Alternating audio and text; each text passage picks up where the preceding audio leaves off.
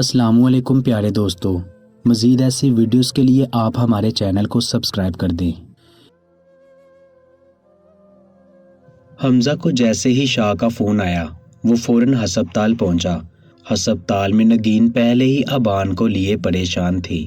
وہ اس عورت کو مخاطب نہیں کرنا چاہتا تھا، لیکن اس حال میں جب شاہ یہاں نہیں ہے وہ اسے تنہا بھی نہیں چھوڑ سکتا تھا۔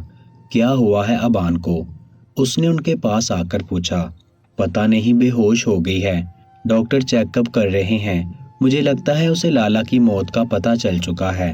نگین نے اسے ساری بات بتائی تو حمزہ بھی ٹھیک ٹھاک پریشان ہو گیا۔ آپ فکر نہ کریں، وہ ٹھیک ہوگی۔ انہیں روتے دیکھ کر حمزہ نے دلاسا دیا۔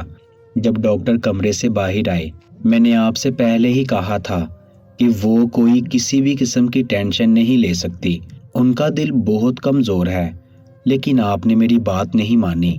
ان کا نروس بریک ڈاؤن ہوا ہے، اگلے 24 گھنٹے ان کے لیے کریٹیکل ہے، دعا کریں ان کے لیے، اس سے زیادہ میں اور کچھ نہیں کر سکتا۔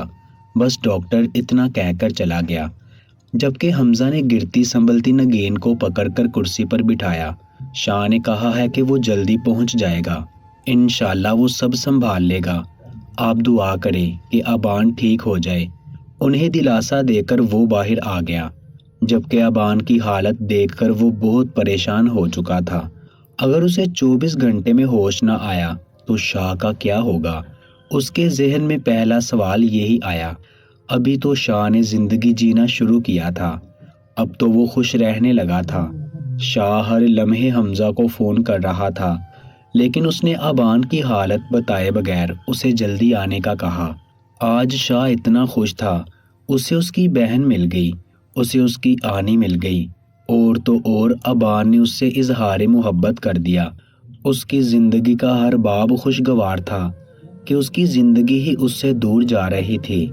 شاہ 3 گھنٹے میں ہی واپس کراچی پہنچ چکا تھا، لیکن ابان کی حالت اب بھی ویسی تھی۔ ڈاکٹر نے ان کو دعا کا کہہ دیا۔ اگر 24 گھنٹے میں انہیں ہوش نہ آیا تو ان کی جان بچانا بہت مشکل ہو جائے گا۔ ڈاکٹر نے کچھ دیر کے بعد ابان کو چیک کر کے پھر یہی الفاظ دہرائے۔ اگر میری ابان کو کچھ ہوا تو میں تمہارے پورے ہسپتال کو آگ لگا دوں گا۔ شاہ غصے سے اس کی طرف بڑھا، لیکن حمزہ نے اسے جلدی سے تھام لیا۔ دیکھیے سر، ہم کوشش کر رہے ہیں، اور زندگی اور موت تو اللہ کے اختیار میں ہے، ہم تو بس اپنا کام کر سکتے ہیں۔ شاہ کے اس طرح سے دھارنے پر ڈاکٹر کے بھی رونگٹے کھڑے ہو گئے۔ وہ بھی اس سے جان چھڑوا کر جلدی ہی واپس چلا گیا۔ آنی، اگر اسے کچھ ہو گیا تو میں مر جاؤں گا، میں نہیں جی پاؤں گا اس کے بغیر۔ آنی جو کب سے دلاسے دے رہی تھی، اس کے الفاظ سن کر مزید پریشان ہو گئی۔ شاہ ایسا مت کہو، انشاءاللہ سب کچھ ٹھیک ہو جائے گا، پریشان مت ہو، دیکھنا ابان بالکل ٹھیک ہو جائے گی۔ اسے دلاسا دے کر وہ ایک بار پھر سے دعائیں مانگنے اللہ کے حضور چلی گئی۔ بے شک اللہ ہی غفور و رحیم سب کی مدد فرماتا ہے۔ 10 گھنٹے گزر چکے تھے، لیکن ابان کی حالت اب بھی ویسی تھی۔ ارادیہ ہسپتال کھانا لے کر آئی، لیکن شاہ نے کھانے سے انکار کر دیا۔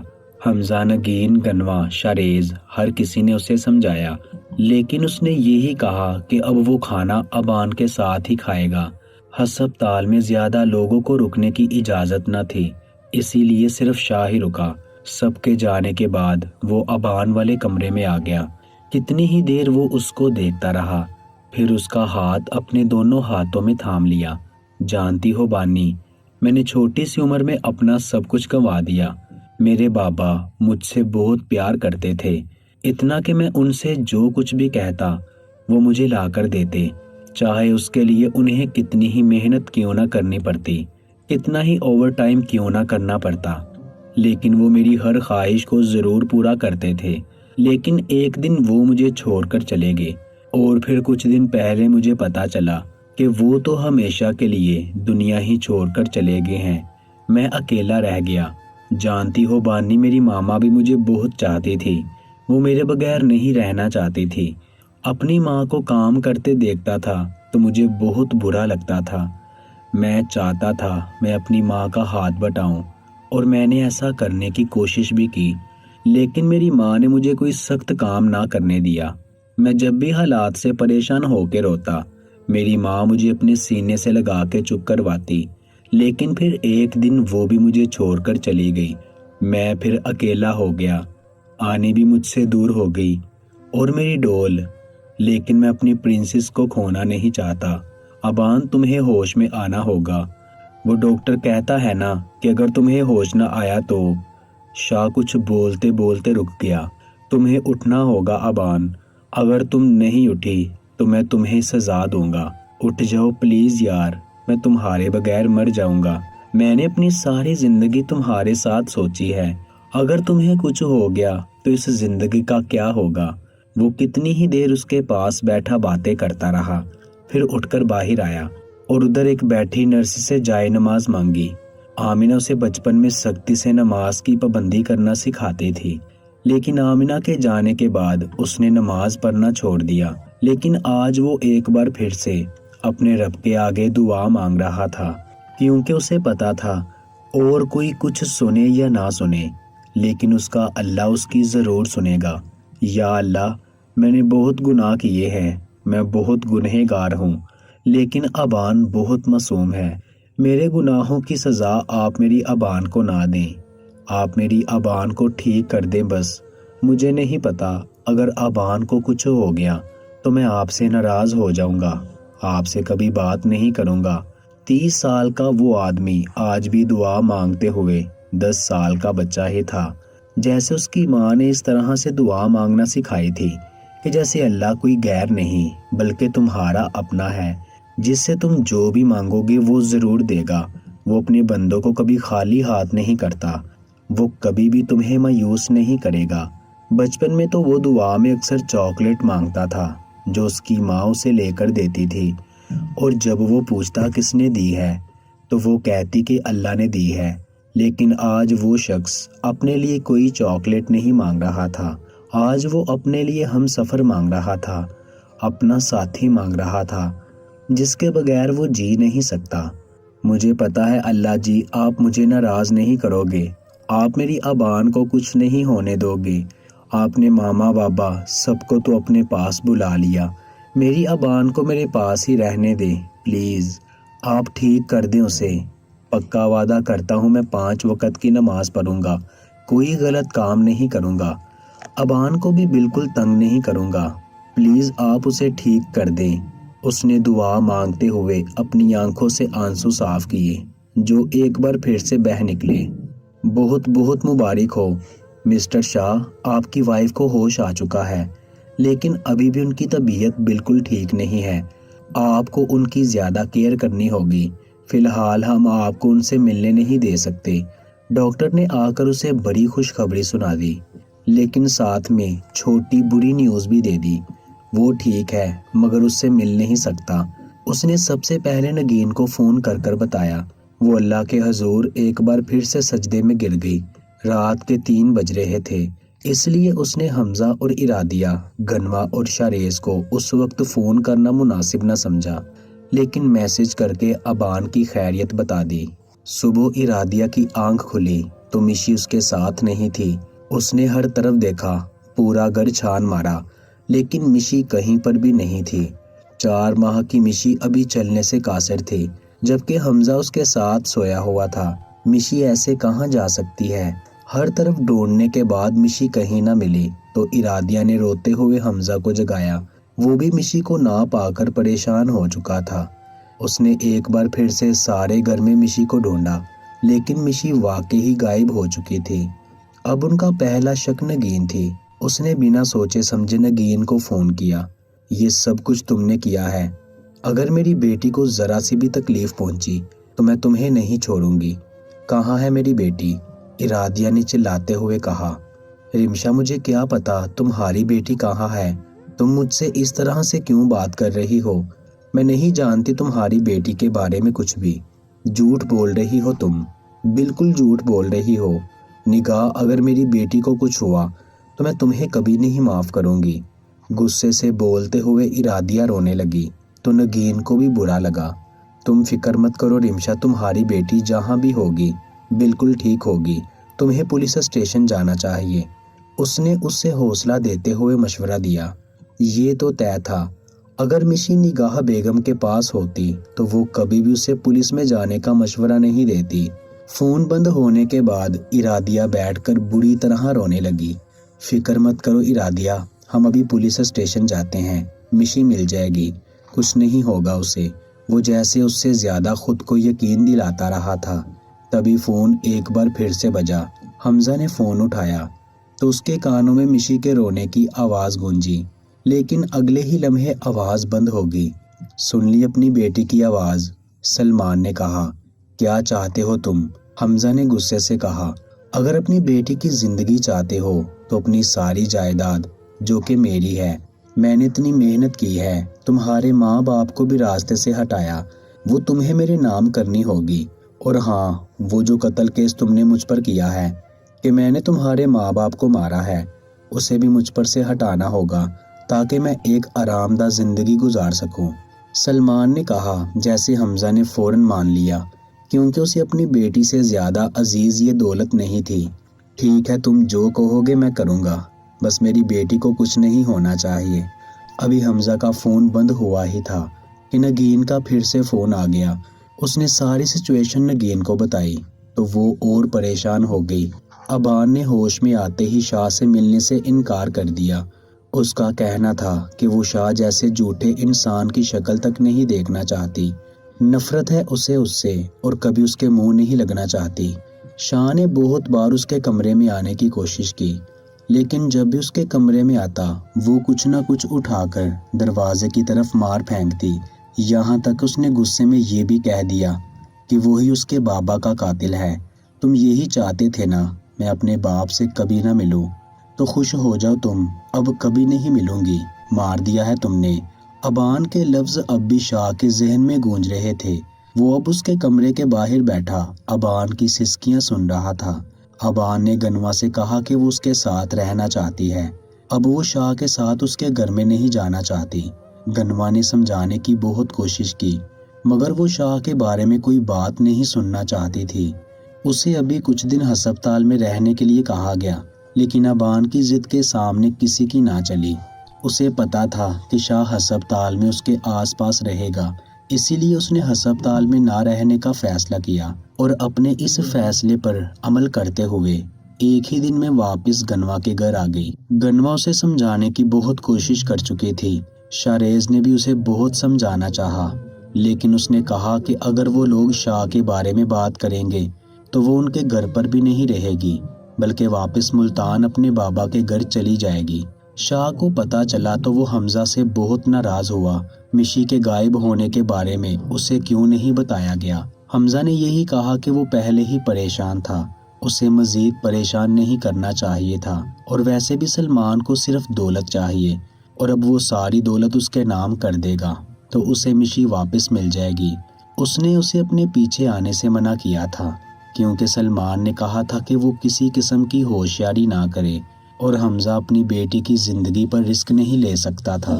حمزہ نے سارے پیپرز بنوا کر سلمان کو فون کیا تو سلمان نے اسے بلانے کی جگہ بتائی۔ حمزہ اس کی بلائی ہوئی جگہ پر پہنچ چکا تھا، سارے پیپرز اس کے ہاتھ میں تھے۔ سلمان نے ہر طرف دیکھا، واقعی حمزہ نے کسی قسم کی کوئی ہوشیاری نہ کی تھی۔ اس کے لیے اس کی بیٹی کی جان عزیز تھی۔ اسے اکیلا دیکھ کر سلمان بھی اپنے بل سے باہر نکل آیا۔ مشی اس کے ہاتھ میں تھی جو بری طرح سے رو رہی تھی۔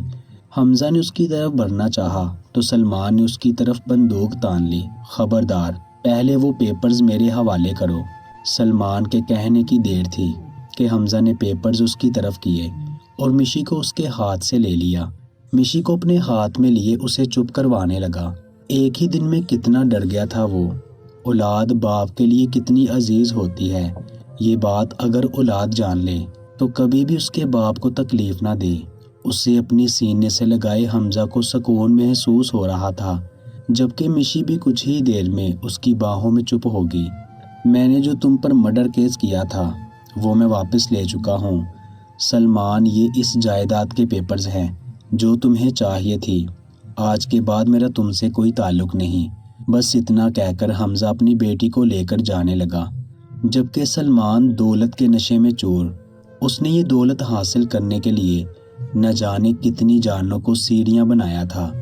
ہلنے کی کوشش مت کرنا سلمان، پولیس تمہیں چاروں طرف سے گھیر چکی ہے۔ حمزہ ابھی اس جگہ سے باہر نکلنے ہی والا تھا کہ اس نے پولیس کو اس طرف آتے دیکھا۔ حمزہ، یہ تم نے ٹھیک نہیں کیا، تم نے مجھے دھوکہ دیا، میں تمہیں جان سے مار دوں گا۔ سلمان نے بنا سوچے سمجھے حمزہ پر گولی چلائی، لیکن اس سے پہلے کہ وہ گولی حمزہ کو لگتی کسی اور کا سینہ چیر گئی۔ حمزہ بے یقینی سے اپنے سامنے نگین کو تڑپتے دیکھ رہا تھا۔ حمزہ کے سامنے نگین تڑپ رہی تھی۔ اسے یقین نہیں آ رہا تھا کہ جس عورت سے وہ کل تک اتنی نفرت کر رہا تھا، آج وہ اس کے لیے اپنی جان تک دینے جا رہی تھی۔ حمزہ بھاگ کر اس کے قریب آیا، جبکہ سلمان پولیس کے ہاتھ چڑھ چکا تھا۔ مسٹر ملک سفیان، درد سے تڑپتے ہوئے نگین کے لبوں سے یہی الفاظ نکلے۔ وہ اپنے آخری وقت میں سفیان سے کیوں ملنا چاہتی تھی، یہ بات حمزہ نہیں جانتا تھا۔ سفیان تیز قدم اٹھاتے اس کی طرف آیا تھا، گولی اس کے سینوں کے بیچوں بیچ لگی تھی۔ سچویشن ایسی تھی کہ حمزہ سفیان سے یہ بھی نہ پوچھ پایا کہ وہ اس وقت یہاں کیا کر رہا ہے۔ یقیناً وہ لوگ اس کے پیچھے یہاں آئے تھے، جبکہ حمزہ نے اس کارروائی کے بارے میں کسی کو کچھ بھی نہ بتایا تھا۔ وہ اپنی بیٹی کی جان کو خطرے میں نہیں ڈال سکتا تھا۔ جی نگاہ، میں یہی ہوں آپ کے پاس۔ سفیان زمین پر بیٹھا اور اس کا ہاتھ اپنے ہاتھوں میں تھام لیا۔ میں سب سے معافی مانگ چکی ہوں، مرنے سے پہلے تم سے معافی مانگنا چاہتی تھی۔ میں نے تمہارے ساتھ بھی کچھ ٹھیک نہیں کیا سفیان، میں نے زندگی میں کسی کے ساتھ کچھ بہت غلط کیا ہے تو وہ تمہارے ساتھ۔ جس عمر میں لڑکے اپنی زندگی کو سمجھنا شروع کرتے ہیں، اس عمر میں نے تمہیں بہت تلخ حقیقت بتا کر تمہیں تمہاری زندگی کے اندھیروں میں دھکیل دیا۔ میں اپنے مطلب میں یہ بھی نہ سمجھ پائی کہ ایک 16 سال کا لڑکا جس نے اپنی زندگی شروع کی ہے، میں نے اس کی زندگی شروع ہونے سے پہلے ہی برباد کر دی۔ ہو سکے تو مجھے معاف کر دینا، میں تمہاری سب سے بڑی گنہگار ہوں۔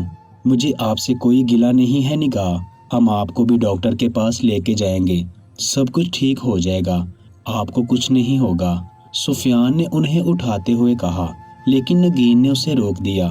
نہیں سفیان، اب میری زندگی میں کچھ نہیں بچا، اب اس گناہوں بڑی دنیا میں مزید نہیں جینا چاہتی۔ میں ایک طوائف ہوں اور ایک طوائف اس کا اس دنیا میں کوئی وجود نہیں۔ بس مرنے سے پہلے اتنا کہوں گی کہ میرے شاہ کا خیال رکھنا، میرا مغرور ناک والا شہزادہ مجھے یاد کر کے بہت روئے گا، لیکن وہ سمجھدار ہے، سمجھ جائے گا کہ اس کی آنی اب صرف ایک عام عورت نہیں تھی۔ وہ سمجھ جائے گا کہ یہ معاشرہ ایک طوائف کو کبھی نہیں اپناتا۔ میری بھی خواہش تھی کہ میں ایک نارمل زندگی گزاروں، لیکن شاید ایک طوائف کے لیے ممکن نہیں۔ شاہ کو کہنا کہ اپنا آخری وقت اس کے ساتھ اس لیے نہیں گزارا کہ اگر وہ مجھے روکتا تو شاید میں کبھی جا نہ پاتی، اور اسے کہنا کہ اپنی ڈول کا خیال رکھے۔ کہتے کہتے نگین کی آنکھیں بند ہو گئی اور سفیان کے ہاتھ سے اس کا ہاتھ چھوٹ گیا۔ سفیان ملک کو ایسا لگا جیسے اس کی ماں ایک بار پھر سے اس دنیا میں اکیلا چھوڑ کر چلی گئی۔ وہ ایک عجیب سی گھٹن کا شکار ہو رہا تھا۔ اس کا ہاتھ چھوٹتے ہی وہ اپنے آپ کو یہاں تنہا محسوس کرنے لگا۔ ایک وحشت سی اس کے سر پر سوار ہونے لگی۔ وہ اچانک اٹھ کر کھڑا ہوا اور لمبے لمبے ڈگ بڑھتا سلمان کی طرف چل دیا، جسے پولیس اپنے ساتھ گھسیٹ کر لے جا رہی تھی۔ اگلے ہی لمحے اس نے پولیس والے کو دھکا مارا اور اس کے یونیفارم سے ریوالور نکال کر اور اپنے باپ سلمان پر تان لیا۔ سفیان، یہ تم کیا کر رہے ہو؟ میں تمہارا باپ ہوں۔ سلمان بے یقینی سے اپنے بیٹے کی طرف دیکھ رہا تھا۔ تم باپ نہیں ہو، باپ تم جیسے نہیں ہوتے سلمان ملک۔ ہاں، لیکن ماں نگاہ بیگم جیسی ضرور ہوتی ہے۔ تمہیں اس دنیا میں جینے کا کوئی حق نہیں۔ سر، آپ قانون کو اپنے ہاتھ میں لے رہے ہیں، ریوالور نیچے کریں، پولیس والے نے غصے سے کہا، لیکن اس کی بات کو نظر انداز کرتا وہ پھر سے بولا، 13 سال پہلے تم نے میری ماں کو مار ڈالا تھا، اور آج تم نے ایک بار پھر سے میری ماں کو مار ڈالا، اور سفیان ملک اپنی ماں کے خون کا بدلہ تم سے ضرور لے گا۔ اور اس کے ساتھ ہی ریوالور سے نکلتی گولی سلمان کا سینہ چیر گئی۔ 2 ماہ بعد نگین کو گزرے ہوئے 2 مہینے ہو چکے تھے۔ سبھی لوگ اپنی اپنی روٹین پر واپس آ چکے تھے، لیکن شاہ کی زندگی جیسے وہیں رک گئی۔ ابان آج بھی اس کی شکل نہیں دیکھنا چاہتی تھی۔ وہ ہر روز شاریز کے گھر جاتا، نہ جانے کتنی دیر سے گھر کے باہر بیٹھا رہتا، لیکن وہ کمرہ نہیں کھولتی اور نہ ہی اس کی طرف دیکھتی تھی۔ شاید وہ اس کی حالت دیکھ لیتی تو کبھی اسے چھوڑ کر نہ جاتی۔ اگر وہ چاہتا تو اسے زبردستی اپنے ساتھ رکھ سکتا تھا، لیکن شاہ نے ایسا نہ کیا۔ گنوا نے بہت چاہا کہ وہ ابان کو ساری حقیقت بتا دے، لیکن شاہ نے اسے منع کر دیا۔ پہلے ہی لالا کی موت کی وجہ سے ابان کی زندگی خطرے میں آ چکی تھی۔ اب اگر اسے پتا چلا کہ لالا اس طرح کا آدمی تھا تو نہ جانے اس پر کیا گزرتی۔ نگین کی موت کی وجہ سے ابان کو بھی بہت صدمہ لگا تھا، اور وہ نگین کی میت پر بھی گئی تھی، لیکن شاہ اس وقت اس حالت میں نہیں تھا کہ کسی کو دیکھ یا سمجھ پاتا۔ حمزہ اور سفیان نے اسے سنبھالا۔ حمزہ اور شاہ نے اپنی پاور کا استعمال کرتے ہوئے سفیان کو جیل نہ جانے دیا اور اس پر مرڈر کیس بھی ہٹا دیا، جبکہ سفیان کو سلمان کو مارنے کا کوئی دکھ نہ تھا۔ آج ایک بار پھر سے وہ ابان کو منانے کی کوشش کرنے آیا تھا۔ وہ جانتا تھا وہ نہیں مانے گی اور نہ ہی اس کی شکل دیکھے گی۔ تقریباً 2 گھنٹے وہاں بیٹھا رہا اور ابان نے آج بھی دروازہ نہیں کھولا۔ گنوا کو اس کی اس حرکت پر بہت غصہ آ رہا تھا۔ آخر وہ کتنی بار اسے منانے آ چکا تھا۔ ابان یہ سب کچھ کب تک چلے گا؟ آخر کب تک شاہ تمہیں منانے آتا رہے؟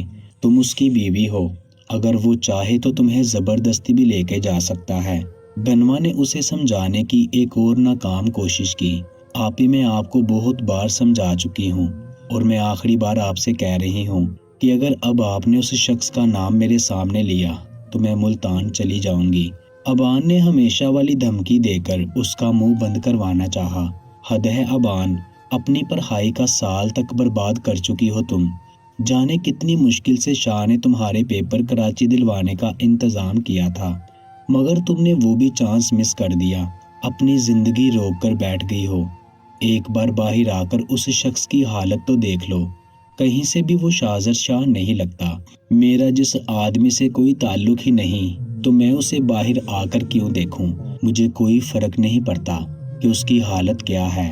اس نے جو کچھ میرے ساتھ کیا ہے، اس کے بعد تو میں کبھی زندگی میں اس کی شکل نہیں دیکھنا چاہوں گی۔ بس اتنا کہہ کر باہر چلی گئی، جبکہ گنوا ایک بار پھر سے اپنا سر تھام کر بیٹھ گئی۔ آخر کیسے وہ اس لڑکی کو سمجھائے کہ جو کچھ وہ کر رہی ہے وہ غلط ہے۔ گنوا نے آج بھی اماں کے سامنے اپنا دکھ بتایا، جبکہ اماں سمجھ چکی تھی کہ اب انہیں اس کے مسئلے کا حل خود ہی کچھ نکالنا ہوگا۔ اسی لیے انہوں نے ایک فیصلہ کیا، اور اس فیصلے کے بارے میں شاریز کو سب کچھ بتایا جائے۔ لیکن شاریز کو یہ بات سن کر جیسے جھٹکا لگا۔ اماں کیا ہو گیا ہے آپ کو؟ ہم ابان اور شاہ میں سب کچھ ٹھیک کرنا چاہتے ہیں، اور آپ ان دونوں کی طلاق کی بات کر رہی ہیں۔ ایسا ممکن نہیں ہے، شاہ ایسا کبھی نہیں ہونے دے گا، شاریز نے ماں کو سمجھاتے ہوئے کہا۔ کیوں نہیں ہونے دے گا؟ تم کاغذات بناؤ، باقی سب کچھ سنبھال لوں گی۔ لیکن اماں، شاریز نے سمجھانا چاہا، بس جو میں نے کہہ دیا ہے وہی ہوگا، اب جاؤ اور کاغذات بنواؤ، باقی میں سب کو سنبھال لوں گی۔ اماں نے جیسے بات ختم کرتے ہوئے کہا۔ دروازے پر کھڑی ابان کی طلاق کی بات سنتے ہوئے جیسے پیروں سے جان ہی ختم ہوگی۔ وہ شاہ کے ساتھ نہیں رہنا چاہتی تھی، لیکن طلاق کے بارے میں تو اس نے کچھ نہیں سوچا تھا۔ بڑی ہوئی داڑھی، سرخ آنکھیں، بکھرے ہوئے بال، بدن پر وہی 2 دن کے کپڑے پہنے ہوئے۔ شاہ کی حالت دیکھ کر حمزہ کو بے ساختہ اس پر ترس آیا۔ اس کا 2 مہینوں سے یہی حال تھا، جیسے اسے اپنا ہوش بھی نہ رہا۔ حمزہ نہ جانے کتنی دیر اسے کیا کیا کہتا رہا، لیکن اس نے جواب نہ دیا تو اٹھ کر واپس گھر آ گیا۔